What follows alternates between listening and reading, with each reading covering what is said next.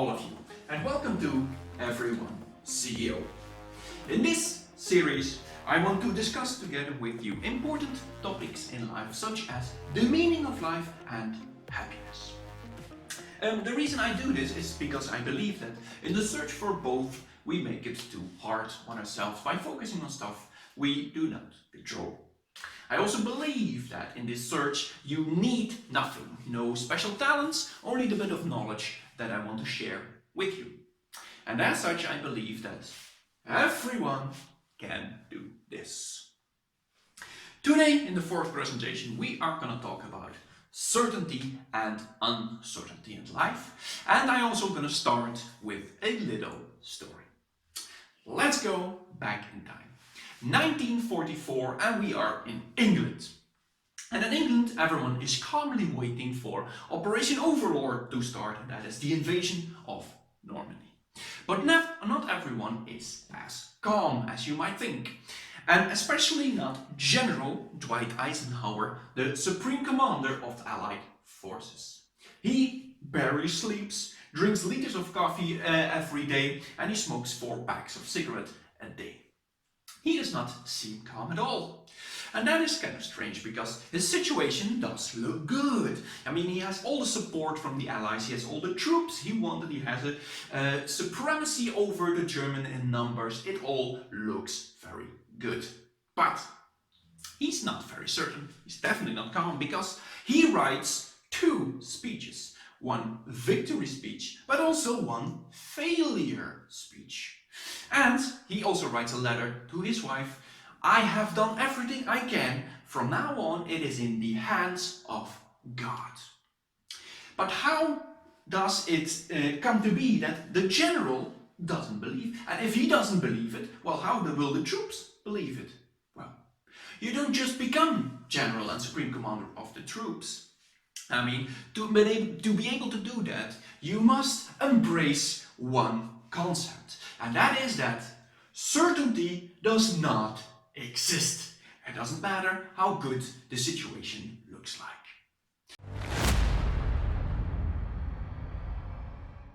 And to us, everyone who can think for more than 3 seconds straight, well, we know that, right? Life doesn't offer you any certainties except the inevitable death. But other than that, we have no certainty. But our brains, they like certainty. And that's not strange, because the more certainty and predictability, the higher the chances of survival. And here we're back to our brain, right? Do we know what it looked like? We have 96%, mammal brain, old, no speech, survival, evaluate everything against the 3' survival drivers. And we have these 4% sausages and sandals brain, a bit of thinking. If I talk about certainty and chances of survival, well, then it has to be in the mammal brain, right? So, everyone who has been paying attention then will say, well, if the urge for security or certainty is in our mammal brain, why is it not in this list? Well, there's a very good reason to do that, because it doesn't belong in this list. If you look at these 3' survival drivers, they are very present in our lives today. We feel them, we know them every day. But the urge for certainty, not. It is much more subtle. It doesn't present itself so clearly as these 3 others do. I am thus convinced that this urge for certainty here is deeper inside of our brain than these 3' survival drivers. And it is so that this urge for certainty, it pushes our prime survival drivers this way. Pushes on them, and these 3 drivers, well, they push on the sausages and sandal brain. And this sausages and sandal brain, it then does in the pressure what it does best, and that is generate thoughts. So you can look at this as this being the citrus press and this being the lemon. This sausage and salmon brain is captured inside this big citrus press. And if it feels the pressure, it will do what it does best, generate thoughts. But under the influence of this certainty push, yes, this sausages and salmon brain generates certainty illusions. And that's what I want to discuss with you today. And the first certainty illusion it creates is this one. In order for the world to make sense around us and to be certain, we have to divide it in good and bad. Everything, the things around us, people around us, but also the circumstances in which we are, they have to be divided in good and bad. But objectively good and bad, it does not exist. It's an illusion. For example, if we are at home and outside it rains, it's pouring down, well, we are all crying and being depressed inside, oh, stupid rain. But if you then go to Africa, in Africa, if they are inside and it starts to rain outside, well, they all go outside and they dance. Yes, yes, it's raining. Okay, but who is right now? Is rain good or is rain bad? And the same thing we do with our phones. One half of the people says, well, my iPhone is great because it has a great camera. The other half of people say, no, the Samsung is great because of the great screen. Oh, okay, but who is right? Is the iPhone good or is the Samsung good? Well, objectively good and bad, it does not exist. And it's very easy to prove that, because we can just look at creatures who don't have this sausages and salmon brain. For example, if you have a cat or a dog at home, if it's raining outside, do you see them being depressed because it's raining? No, they are inside because they don't want to get wet, but they're not depressed by the weather. Well, me, I have 2 pigs at home, those little pigs. And they don't know the difference between good and bad either. If I give them rotten potatoes or I give them a nice juicy steak, they don't care. They eat it both. And if I give them an iPhone and a Samsung, they don't care, right? They eat them both. So, objectively good and objectively bad, it does not exist. But we use this concept in an effort to improve our lives, because we think we can be more happy if we squeeze a lot of good stuff in our life. But these concepts, good and bad, they are inevitably bound to each other. There is no rain without sun, there is no day without light, there is no winner without a loser. And an iPhone can only be good if a Samsung is bad, or the other way around. If you squeeze a lot of good in your life, you will inevitably squeeze also the bad things which come along. And I have again a very good example to prove my point. One friend of mine once told me he had a big collection of CDs. And all those CDs, one song was good and the other songs on the CD were average or bad. But she had a good idea. Let's make a best of CD. I will take the best song of every CD, put it on one CD, and then I have a CD I can listen to for the rest of my life. But when she made that CD, she listened to it, well, she came to the conclusion that it had the same thing as all the other CDs. Only one song was the best of the best, and the rest was average or bad. In her effort to make her life better, well, she made it worse. Because songs that were good yesterday on the original CD were bad or average today on the best of CD. Objectively good and bad does not exist. It is one big illusion. Okay, the second big certainty illusion, which is generated by the sausages and salmon brain, is this one. Knowledge. From the moment we know something more about something, well, we consider ourselves to be an expert.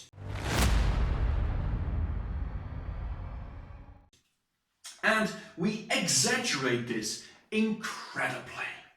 Because there has been a study among 1 million students. And the question was asked, how do you estimate your own communication skills. How good are you in dealing with other people? 100% of students found themselves to be above average. 60% of those that 100% thought themselves to be in the top 10% of communication skills. And 25%, 1 out of 4, he thought of themselves of being the new Dalai Lama. They found themselves to be in the top 1% of communication skills. We exaggerate this incredibly. And that is of course a pity and a big illusion. Because if this board represents everything there is to know, and if I draw here that dot, well then that dot is a major exaggeration of everything you will ever know. Stuff that you don't know will always be 1,000,000 times more than stuff that you do know. But we drive this through the extreme, because we have another extreme concept of knowledge, and this, it cannot be thought away in our modern Western society, and that is this. Oh my god, talent. Everyone needs talent, right? And oh, we need young talent and we need old talent. No, not old. Young talent, that is what we need. And everyone wants talent. But talent, well, it's just useless. I mean, look at me. I don't have any particular talents, and I definitely don't have a chess talent. But imagine yourself, I want to be a chess champion. Then I have to practice chess. How many hours would I need to master chess? They counted it. Well, apparently I need 10,000 hours of chess playing, and then I can compete in a chess championship. But someone with a chess talent, who was born with chess pieces in the crib, I mean, how much would he or she need hours of practice to become a master in chess? 5,000? 6,000? No. 10,000! It doesn't matter. It doesn't matter if you have talent. It'll just take you another 10,000 hours. Talent, it is all great, but it is utterly useless. One big illusion. And this knowledge illusion, well, it inhibits us a lot in stuff we do or want to do, because I have an example of that. There were, at a certain point in time, a bunch of botanical experts, and they went to Africa in order to help third world countries, to learn the local farmers how to grow crops. Okay, so they went there, right, to this African village, and they came there and it was perfect. And next to the river, you had the riverbank and the sun, and wow, this was the best spot to put tomatoes. So they said to the local farmers, we're gonna put tomatoes here. But the local farmers, they said, tomatoes, they don't work here. But of course, who was the botanical expert? Yes, they were. So what they did was, they planted the tomatoes there. And, of course, they were right. The plants, they grew, and the tomatoes they grew, they were the size of football tomatoes there. But on the day they were ready to harvest, the ground started shaking, and the river opened up. And out of that river came a flock of hippos, which finished all the tomatoes and then went back into the river, never to be seen again. They thought they knew it all. Their knowledge illusion prevented them, inhibited them from asking this one simple question to those local farmers. What do you mean tomatoes don't work here? And this is of course a great contrast with the beginning of the presentation. Dwight Eisenhower. Why didn't he sleep during the invasion or the days prior to the invasion? Well, that will probably because thoughts were going through his head like, what don't I know? What do the Germans know that I don't? What have we forgotten? What if this? What if that? He did not have this knowledge illusion. Dwight Eisenhower, he knew that at any point in time, he didn't know anything at all. The knowledge illusion. But we have a third certainty illusion. And that is this one. In our search for certainty, we project that in the future and we expect future situations to behave to our will or to comply to our will. But of course, that's a big illusion, right? If you just think about it, it doesn't matter if you think 1 minute or 1 million minutes about a future situation, it doesn't change the situation. You cannot think a situation differently, right? You cannot change the future by thinking about it. That's impossible. But, oh my God, we all like this, right? Expectations, we all like this. For example, women, they expect that when we men come home from work, that we actually see our own shoes there and that we clean them up. Well, but it won't happen, ladies. The male brain was not built for this. We are hunters, we want to hunt. And if we're not thinking about hunting, well, then we're thinking about sex. So there is no place for shoes in the male brain. Don't expect that to change because it will never happen. But of course, we men, we do the same. Because we expect that women will just say what they want from the first time. And that will not happen. The female brain was not built in that way. It has to circumvent everything and package in all the things they are saying so that it's not clear from the first thing. Because that's just the way the female brain was built. Don't expect this to be different because it will never be different. And this concept, we also push this to the extreme. What is the most extreme form of expectations? We all know it too. That is hope. Hope. And what can I say about hope? Well, hope, it will kill you. And I will prove it to you as well. Let's go back to the war. 1943. Psychiatrist Viktor Frankl, he is in the concentration camps. And he tells the following story. During the whole year in the concentration camp, well, the terror is constant. It is terrible, just always constantly through the year. It's never a rise in the terribleness or a lowerness in the terribleness. It's always constant. But there is always 1 week a year that the most casualties fall. And it's always the week between Christmas and New Year. And the only reason why the casualties are there is because that were all people who hoped to be home before Christmas. And if that hope, well, if it doesn't happen, well, the disappointment is too big that the mind, it quits. And if the mind and the spirit quits, well, then the body will follow. And it's not just Viktor Frankl who says this. It's also Captain James Stockdale. He was in Vietnam, in the Vietnam prisoner of war camps. He experienced the same things. He also said, the first people who die here are the optimists and the people who have hope. Hope will kill you. It is one big illusion. And then I want to conclude this presentation with a very important note. And that is, let's go back to this citrus press, right? From the pressure we feel from this mammal brain. The pressure this citrus press puts on the lemon, and the lemon being, of course, this sausages and sandal brain. If this part of the brain feels the pressure, it will generate thoughts, because that is what it does best.